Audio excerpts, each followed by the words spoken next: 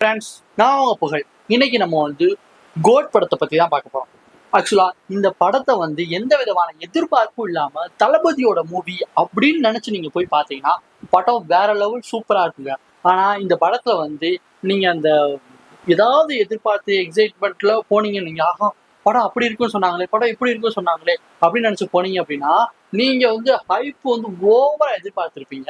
But அங்க உங்களுக்கு கிடைச்சது வந்து கொஞ்சம் கம்மியா இருந்துச்சு அப்படின்னா போச்சுங்க.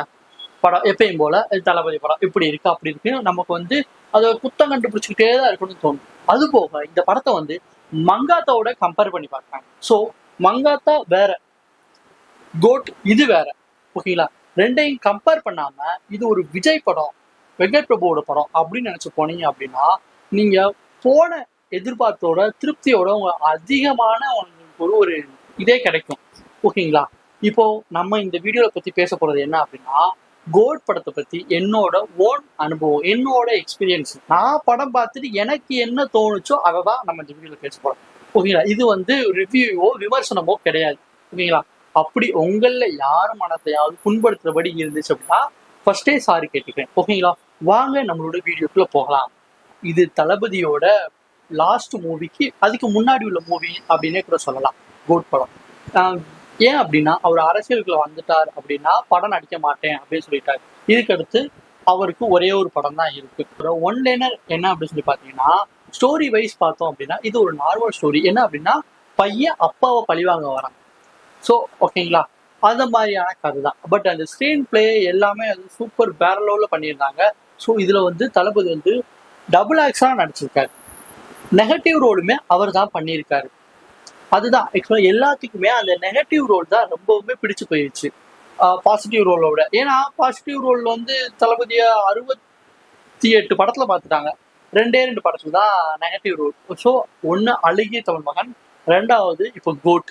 ஆக்சுவலாக அந்த நெகட்டிவ் ரோலை வந்து பார்க்கும்போது நமக்கு ஒரு சில நேரங்களில் வந்து அந்த அழகிய தமிழ் மகன் அந்த ஞாபகம் தான் நமக்கு வரும். பிரசாந்த், அழகிய தமிழ் மகன் பிரசாந்த் அவர் ஞாபகம் தான் இந்த படத்தில் இருக்க ஜீவன் என்ற சஞ்சீவ் அந்த கேரக்டருக்கு வந்து நமக்கு தோணும்.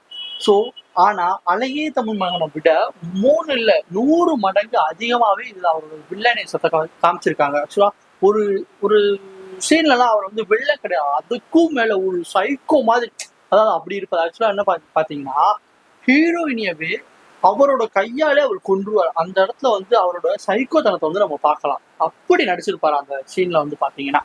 ஸோ இந்த அடுத்து கூட்டம் எல்லாமே இந்த நெகட்டிவ் ரோல் விஜய்க்கு தான் வந்துகிட்டு இருக்கு.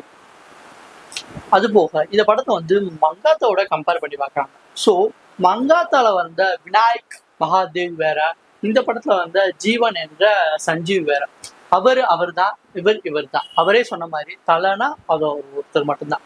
ஸோ அந்த இடத்தெல்லாம் ஃபில் பண்ணல அப்படின்றது தான் என்னோட திருப்தி. எனக்கு தெரிஞ்சு என்னதான் ஜீவன் என்ற சஞ்சீவ் வந்து 100 மடங்கு அவரோட இதை காமிச்சிருந்தாலும் எனக்கு எப்பயுமே விநாயக் மகாதேவ் அந்த வில்லன் ரோல் தான். பட் நம்ம கம்பேர் பண்ணாம பார்த்தோம் அப்படின்னா இவர் அளவுக்கு அவர் பண்ணுவாரா அப்படின்றது நமக்கு ஒரு டவுட்டு. அப்படிதான் இருந்துச்சு. ஏன்னா இவரோட வில்லனிசம் வந்து அப்படி ஒரு நகைச்சுவை கலந்த ஒரு வில்லனிசமாவே இருந்துச்சு.